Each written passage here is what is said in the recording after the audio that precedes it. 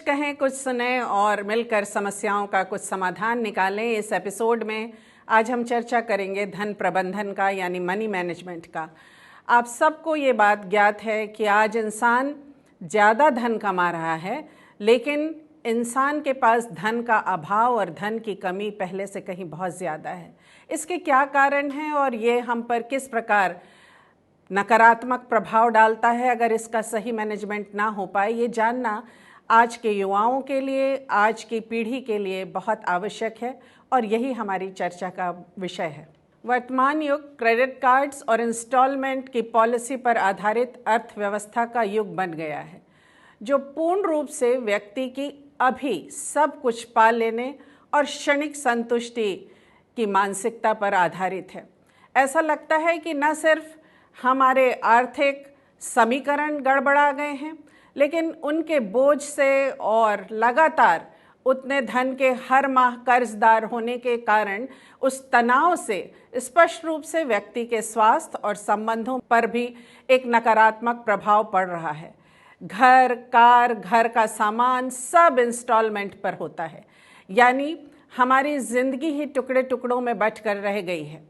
ऐसा लगता है कि जब तक हम इन सब बातों की व्यवस्था कर नहीं देते तो कुछ भी एक्स्ट्रा खर्च आ जाए, चाहे वो कुछ खरीदारी की बात हो, बीमारी का कारण हो, अकस्मात किसी पारिवारिक आयोजनों में जाने का, बिजली का बढ़ा हुआ बिल हो, गैस पेट्रोल के बढ़े हुए दाम हो, कभी हमारी नौकरी अचानक छूट जाए, कुछ समस्याएं खड़ी हो जाए तो एक बड़ा बोझ बन जाता है। हमारा सारा सोचा बजट गड़बड़ा जाता है।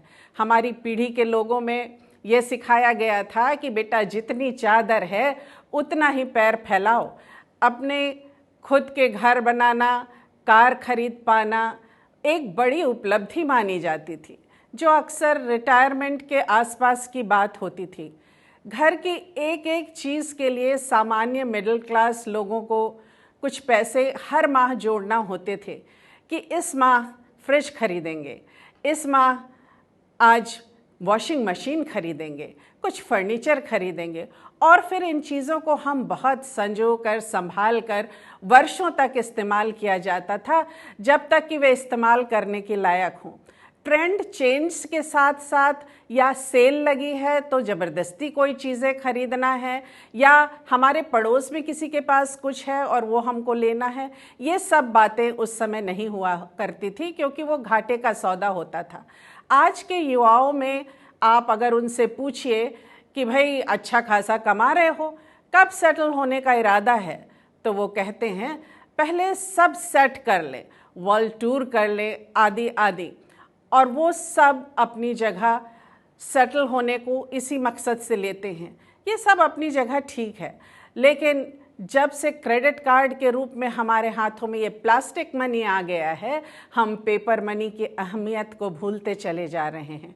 जो आपके पास है नहीं, वो पैसा भी आप क्रेडिट कार्ड के जरिए ले लेते हैं, और कुछ समय बाद ऐसा होता है कि कुछ लोग ऐसे होते हैं जो उनकी सारी की सारी तनख्वाह क्रेडिट कार्ड के इंस्टॉलमेंट भरने में, इंटरेस्ट भरने में निकाल देते हैं, और मूलधन और उधार फिर भी वैसा का वैसा बना रहता है। और इसमें तनाव और आत्महत्या का एक बड़ा कारण आज के लोगों में इन बातों का प्रभाव देखा जा सकता है कि जीवन का फाइनेंशियल मैनेजमेंट गड़बड़ा गया है।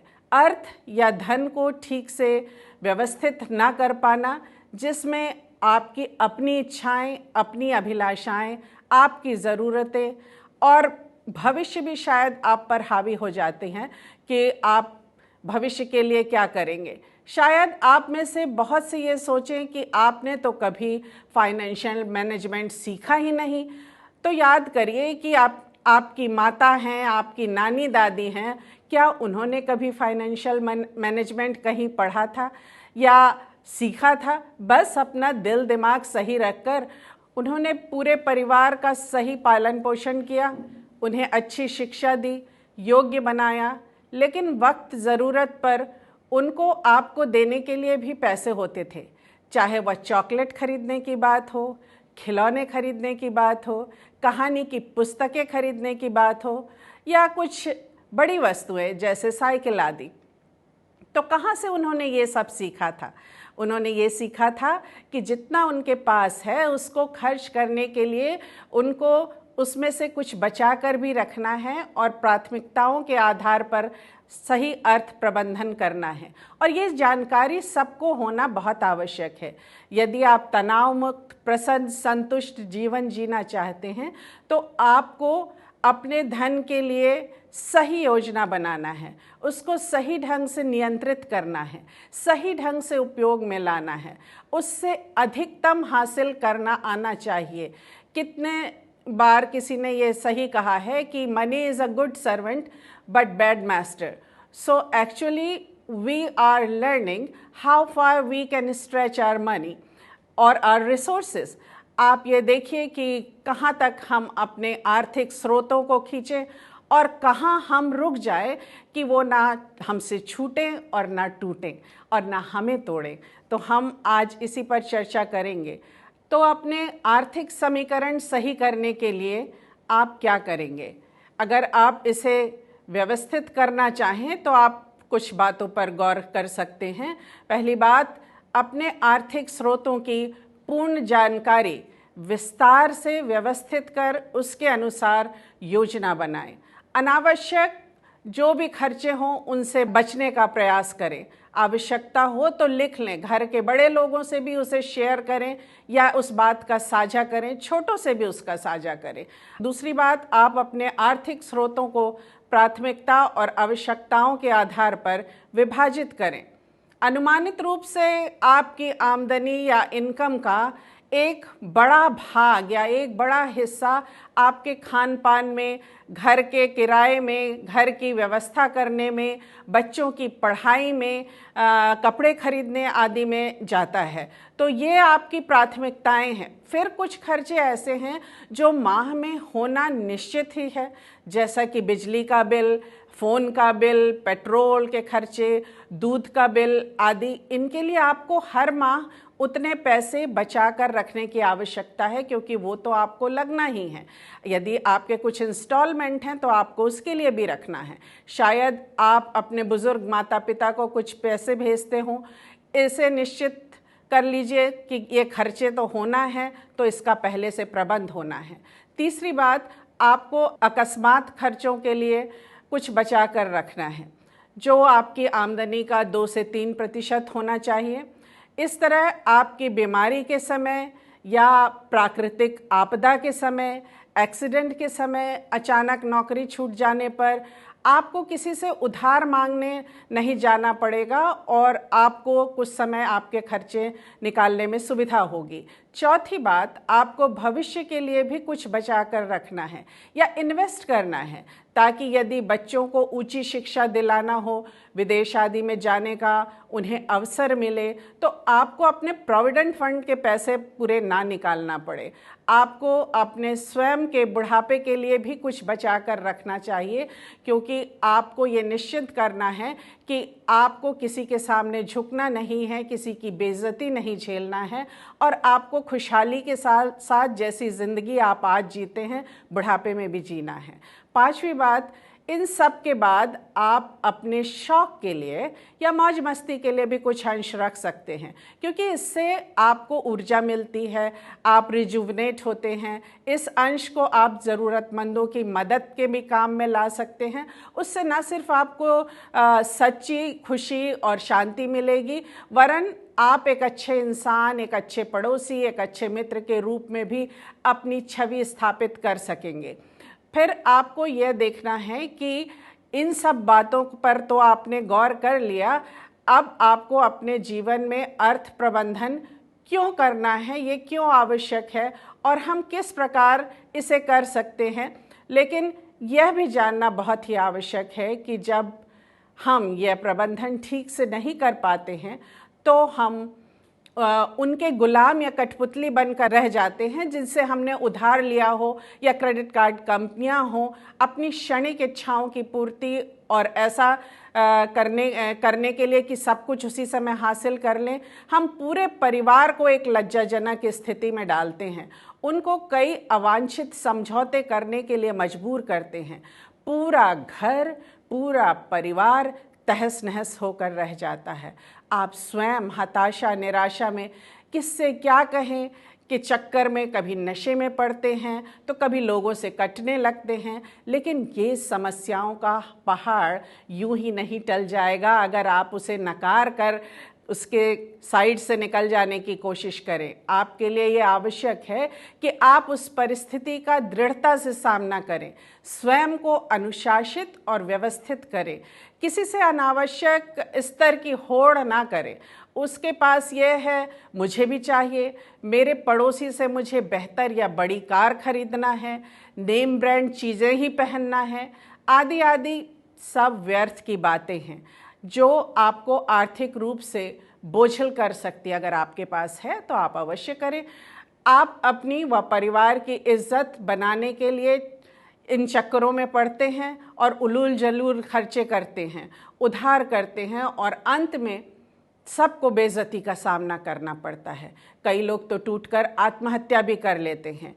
जब आप स्वयं इन बुराइयों को समझकर बुद्धिमानी के साथ अपने जीवन में अपने आर्थिक स्रोतों का आयोजन करते हैं, प्रबंधन करते हैं, संयोजन करते हैं, तो आप शर्म से, बड़े बोझ से, मानसिक व शारीरिक तनाव से बच जाते हैं।